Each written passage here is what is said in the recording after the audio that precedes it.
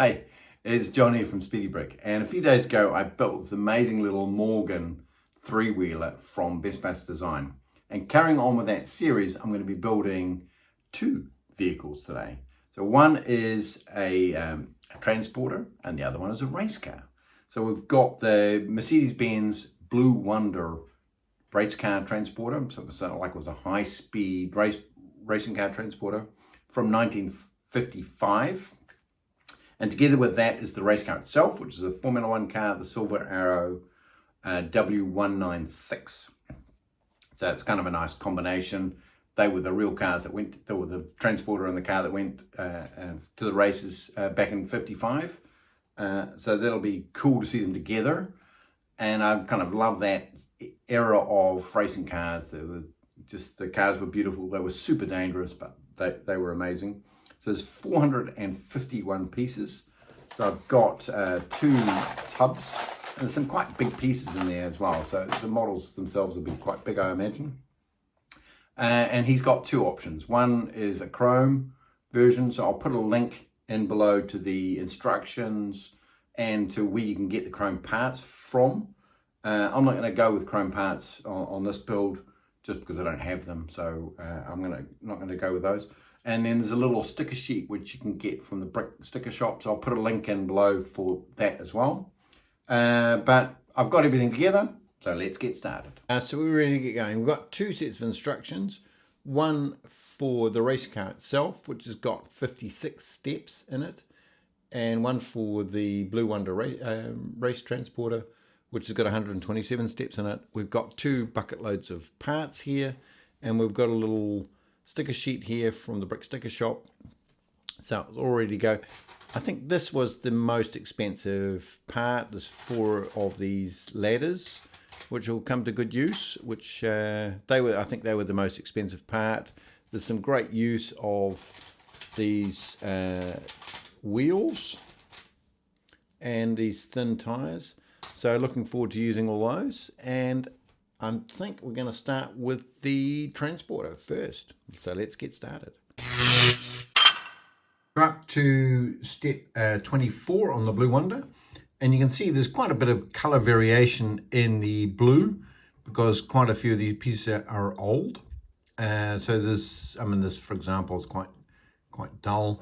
There's quite a lot of variation there, but I don't think that's going to matter too much because it'll all be hidden. But so far the build is going quite well. There's a bit of sideways building and it's quite interesting so far. So let's get on with the next steps. So up to step 50 and the build is progressing quite nicely. We've got a bit of a front end going on here, and we've got a little bit of color variation, which is quite noticeable really with this blue. So you've got different ages of bricks. So this one is new, obviously. And we've got some older ones here, which are a little bit dull by comparison. But overall, the build is progressing quite nicely. So let's get on with the next steps. So the build's progressing quite well. We're up to step 75, and we've got quite a nice front end in here. We've got our lights, we've got our grille, front bumper, really nice shaping that follows the original car design or vehicle design. So I think overall it's pretty good so far. Got our door handles in, quite nice. Let's get on with the next steps. So we're progressing pretty well. We've got up to step 100 already, and this whole front end is complete, and it looks really good. I'm not sure about the wing mirrors, but maybe that's like that on the real thing. I'm not 100% certain. I'll have to have a look. Unfortunately, these pieces are a little bit old, so they're quite yellowed. But because they were secondhand from Bricklink, and they're very secondhand. Well-loved Lego pieces. But I'm really liking the construction so far. I like this construction here for these spare wheels, and this whole back end is starting to take form. So let's get on with the last steps. So it's the Mercedes Blue Wonder completed. And there was 126 steps or 127 steps in total, and overall it's pretty good. I quite like the way the whole shaping of the vehicle. I like the way that these ladders are being used later on for putting the car on, and the shaping is really nice. It's quite unusual. It's not something you can expect to find in a Speed Champion set anytime soon. So it's really great that we got these fan designers that design these amazing concepts. So what do you think so far? I think it's pretty cool, and we're going to now build the Silver Arrows W196 to go on the back.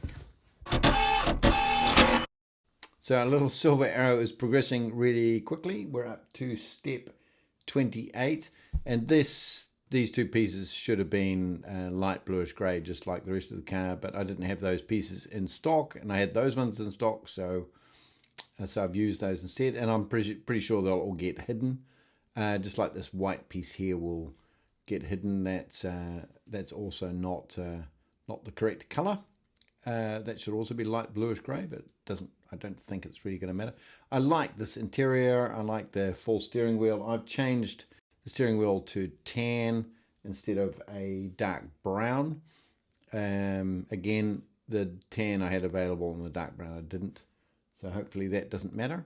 But so far, really good and nice, simple little build. So let's keep on with the rest of the build. So that's the Silver Arrows complete, and I think it looks pretty good. It's really nice shaping to the car. It's got some fun little details to it. I really like the way that these wheels are done. They're really nice. So I think Jan's done an amazing job in putting this design together. I think he's done a great job. And I think this back end, the coloring's really good.